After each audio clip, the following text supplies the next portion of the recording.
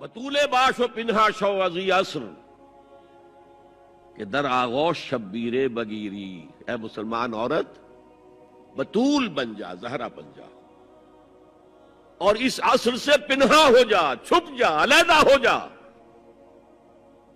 تاکہ تیرے آغوش میں حسین جیسا بچہ پیدا ہو۔ یہ پہلا ہے حجاب، سیگریگیشن آف سیکسز۔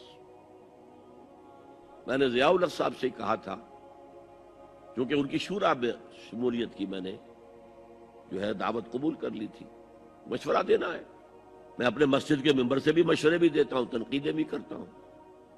جیسے انگریزی کا محاورہ right from the horses mouth, تو right into the horses ears کچھ کہا جا سکے تو اچھی بات ہے۔ میں نے ان سے کہا آپ نے پی آئی اے کو ڈرائی کر دیا، شراب بند کر دی، اچھا کام کیا، بہت عمدہ کیا۔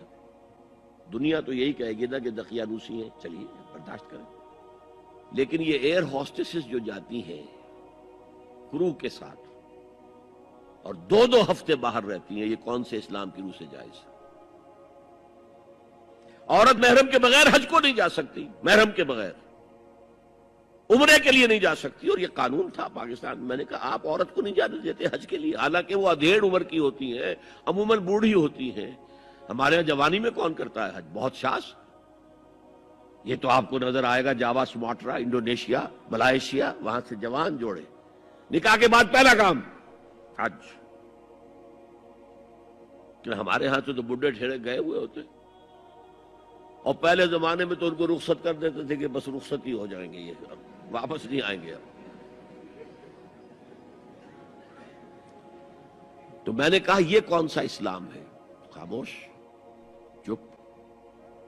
میں نے کہا یہ ناشتے کی ٹرے اور کھانے کی ٹرے مرد نہیں رکھ سکتے سامنے۔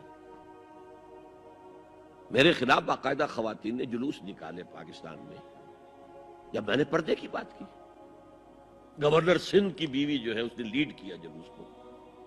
میں طالبہ کیا کہ ان کی ٹیلی ویژن کے اوپر جو ہے ان کا سامنے آنا بند کیا جائے۔ میں نے کہا ٹھیک ہے۔ بدا الاسلام غریبا ویسعود کما بدا فطوبی للغرباء۔ اسلام شروع ہوا تھا تو اسی حالت میں تھا کہ کوئی اس کو جانتا پہچانتا نہیں تھا، پھر جب اسلام غالب ہو گیا تو طاقتور کے تو سبھی دوست ہیں، سبھی پہچاننے والے، لیکن ان قریب اسلام پھر غریب ہو جائے گا۔ تو جو اسلام کی غربت کے ساتھ خود غریب ہو جائیں ان کے لیے مبارکباد۔ اسلام کا دامن نہ چھوڑے، چاہے انہیں کہا جائے کہ یہ تو بڑے ہی دقیانوسی لوگ ہیں، بڑے کٹر لوگ ہیں۔ میں نے اس زمانے میں چیلنج کیا تھا، مجھے بتاؤ کیا فرق واقع ہوتا ہے؟ آپ کہیں گے عورتوں کو اگر ہم گھر میں بٹھائیں تو ہماری اکانومی سفر کرے گی، آدھی ہماری جو ہے لیبر وہ کام نہیں کرے گی۔ میں نے کہا where there's a will there's a way۔ Cottage industry کا انتظام کرو، نمبر 1، گھروں میں بیٹھ کر کام کریں۔ دوسری جنگ عظیم کے دوران ایک بڑا علاقہ تھا دلی میں جس کا ہر گھر کارخانہ بنا ہوا تھا، کرخندار، یہ ایک قوم کا نام پڑ گیا، کرخندار۔ چھوٹی چھوٹی مشینیں لگی، کہیں بٹن بن رہے ہیں، کہیں بکسوئے بن رہے ہیں، کہیں نکریں سل رہی ہیں، کہیں پینٹیں سل رہی ہیں، کہیں جو ہے کرتے سل رہے ہیں، قمیضیں۔ صبح کے وقت ٹرک آیا، خام مال دے گیا، شام کو آیا، تیار مال لے گیا۔ عورت نہ گھر سے نکلی نہ باہر گئی، کچھ نہیں، اور کام کیا، کما لیا۔ کاٹیج انڈسٹری کا انتظام کرو۔ اسی طریقے سے ایسے یونٹ بناؤ انڈسٹریل جس میں عورتیں کام کریں، عورتیں سپروائز کریں، ورکنگ آورز کم رکھو تاکہ وہ اپنے گھر کا کام بھی کر سکیں۔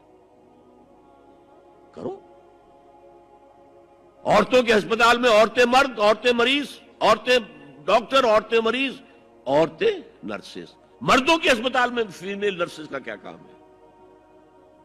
کیا میل نرسز نہیں ہوتے؟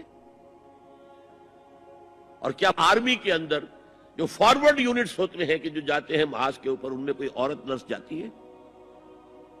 میل نرسز جاتے ہیں، حالانکہ سب سے زیادہ نرسنگ کی ضرورت وہاں ہوتی ہے۔ کسی کا بازو اڑ گیا ہے، کسی کی ٹانگ اڑ گئی ہے، کسی کی پیٹ میں آ کر کسی بم کا ٹکڑا جو ہے لگایا، تڑیاں باہر نکلی ہوئی ہیں، تو نرسنگ سب سے زیادہ وہاں ضروری ہے۔ وہاں تو فیمیل نرسز نہیں ہوتی، میل ہوتے ہیں۔ سیگریگیشن سیگریگیشن سیگریگیشن، یہ